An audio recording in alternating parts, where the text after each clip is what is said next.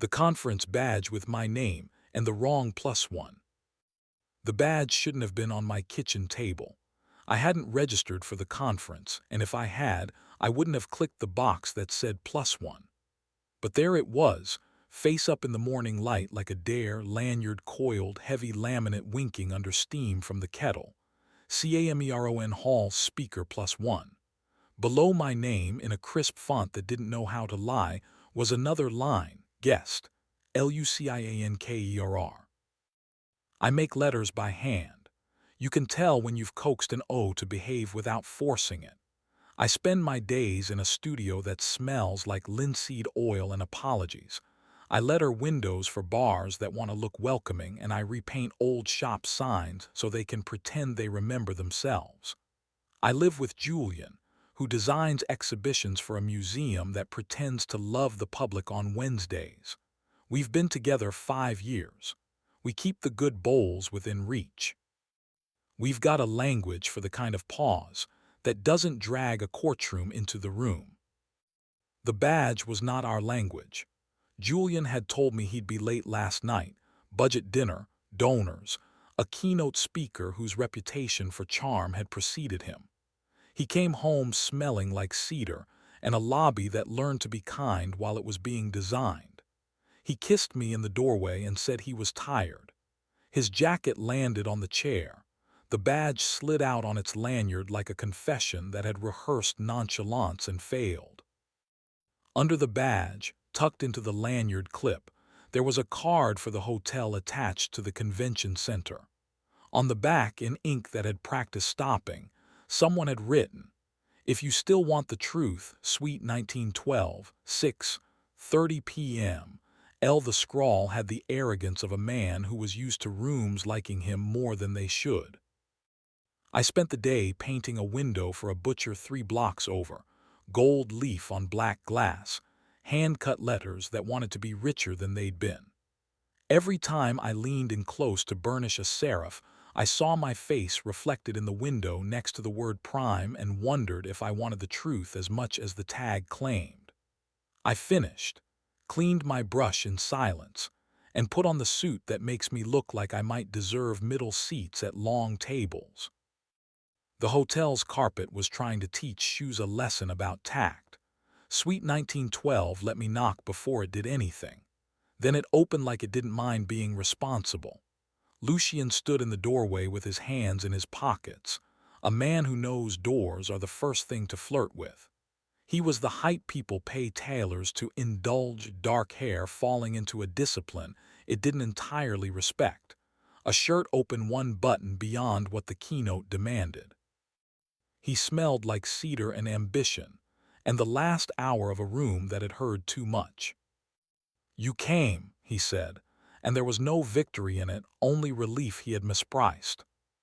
"You wrote my name," I said. My voice was quiet because the carpet asked for it. "I walk toward things that write my name." He stepped back so I could see the table, 2 glasses already sweating, a bottle of water that didn't pretend to be a metaphor, a folder with the conference logo that would have been a gimmick if it weren't so tidy.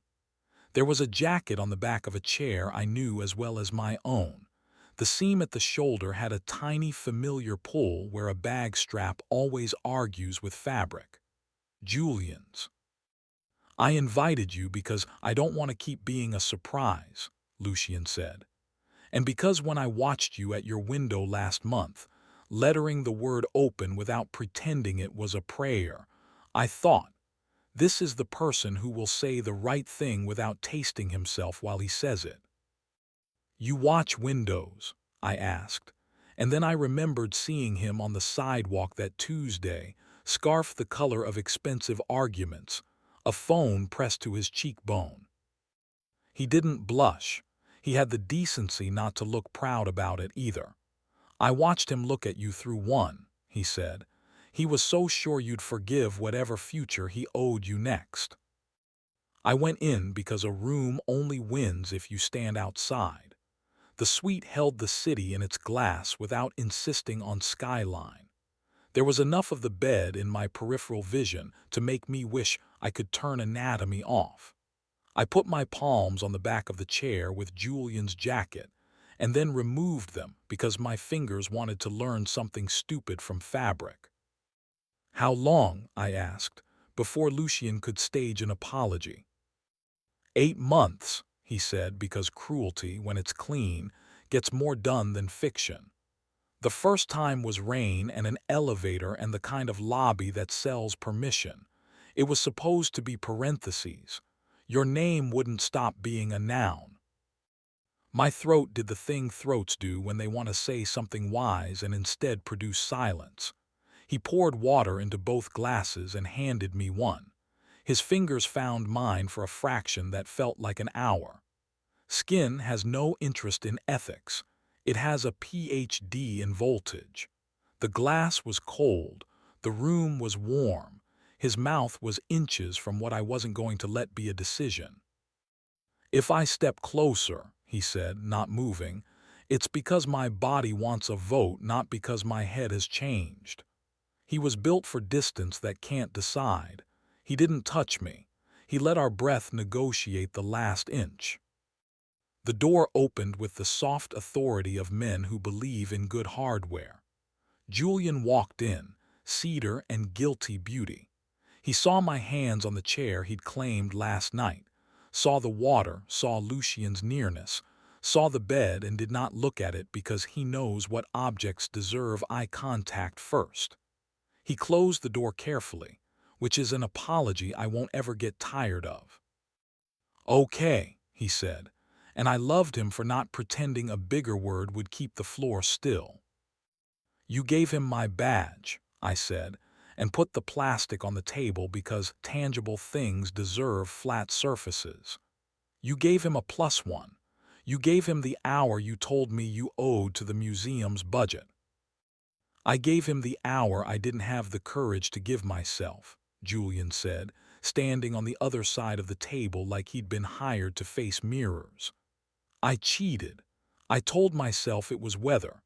I told myself home meant a base you go out from, not a verb you practice. I told myself a lie both of you can smell."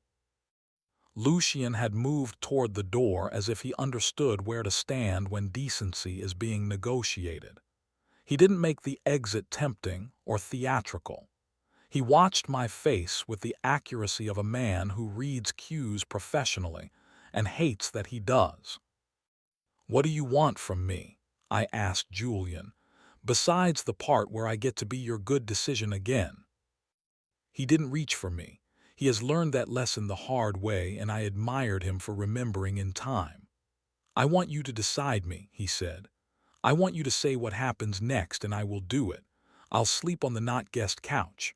I'll call him. I'll end it without compliments. I'll tell you what this has been twice next week, once with the cleverness I'm paid for, and once with the small words I haven't let touch anything." "And you?" I asked Lucian, because rooms deserve equal questions even when you want to throw them out of windows. "What do you want?" "To stop being the plot twist," he said. He laughed briefly, like a man who hears a cliché and refuses to sell it. "And to stop loving the part of me that likes other people's beginnings." He came closer, just enough to remind my skin it had remembered him from the gala last month when a hand brushed my shoulder in a doorway, and I wondered afterward why air felt different. He raised his hand toward my neck and stopped again, a warm weight hovering without claiming. Erotic is not just a verb for mouths. It's a decision you keep not making while telling the truth. He let the fraction exist, and then lowered his hand as if he'd heard a promise I hadn't spoken. "I'll leave," he said, not as performance, just as information. He reached for Julian and stopped, then offered his hand like a coda. Julian shook once exactly. Lucian turned to me. I didn't take his hand because touch rights contracts my wrists would have to carry. He nodded like bolts do when they respect threads and was gone. The room breathed like it had been forgotten. The city outside pretended it had a chorus. I sat. Julian stayed standing until I told him to stop making furniture nervous and sit as well. We had a table between us and water to turn into sentences. "I'm not leaving today," I said, and watched him flinch for both right and wrong reasons. "But I'm not staying the way you want me to because you like the convenience of having a home that forgives drift. You're going to sleep on the couch. You're going to end it without making him feel educational. You're going to say, out loud, that you liked being two men." His mouth did that thing it does when it regrets being a mouth. "I liked being applauded by an audience that hadn't yet watched me be kind," he said. "I liked the cedar and the chance to be early work. I am ashamed of wanting that in a way that still makes me want it. I will end it. I will be singular if you'll have me." "You're going to tell me everything twice," I said. "Right now we walk home without touching. We wait at crosswalks because old bones and stupid nights both deserve seconds." We did. The elevator decided not to misbehave. We stood in the lobby like two men who had fired the orchestra. On the sidewalk, he reached an instinct out when a taxi skimmed too close. I let his hand hover near my hip and didn't pretend my body didn't vote for chaos. I didn't touch him. Restraint is a seat my better self keeps for me when the kettle is loud. At home, the kettle did what kettles do. It produced theater and then heat. He put blankets on the couch with a care I refused to call touching. I stared at the ceiling until sleep insisted and then fell for it. In the morning, he made tea and left the cup on the table like a noun. He called Lucien that afternoon from the stairwell because our apartment deserved privacy. He ended it without flattery. He came back upstairs smelling like nothing, which is the cologne of adults. He told me what they had been with museum language and with simple words. The simple words hurt less and landed harder. He said, "I wanted finales because I was tired of work." He said, "I confused applause for acceptance." He said, "I can be one person if you let me do the work they don't fund." I let him stay. I put the key in an envelope and handed it to the front desk without writing. The clerk nodded like people do when they understand you've chosen accuracy over theater. The next week I painted open on a door for a bakery that wanted gold. I offered air. The owner framed my space with two plants and smiled like he'd saved money and dignity both. Lucien sent a text that said, "Thank you for not turning me into a story." I replied, "We're all stories. I prefer repair." He didn't write back. It was the second most respectful thing he'd done. Julian slept on the couch for a week, and then our bed knew him again. He learned the lazy precision we had taught each other early and almost misplaced. The kettle learned to be less dramatic, or I got less irritated. We adjusted frames. We put words away clean. We set two glasses down before sentences that would move furniture. If another key slides into my pocket with my name on brass that isn't mine, I will bring water. I will sit near the door because exits are facts, not dares. If heat arrives, it can be a visitor, not a command. If a hand reaches toward my neck, I will decide before it becomes a signature. If my body writes an opinion, I will read it without mistaking it for instruction. I will keep choosing repair because it's the kind of erotic I can live with in the morning. If that sounds less satisfying than a finale, it's because finales are greedy. Repairs done well hold.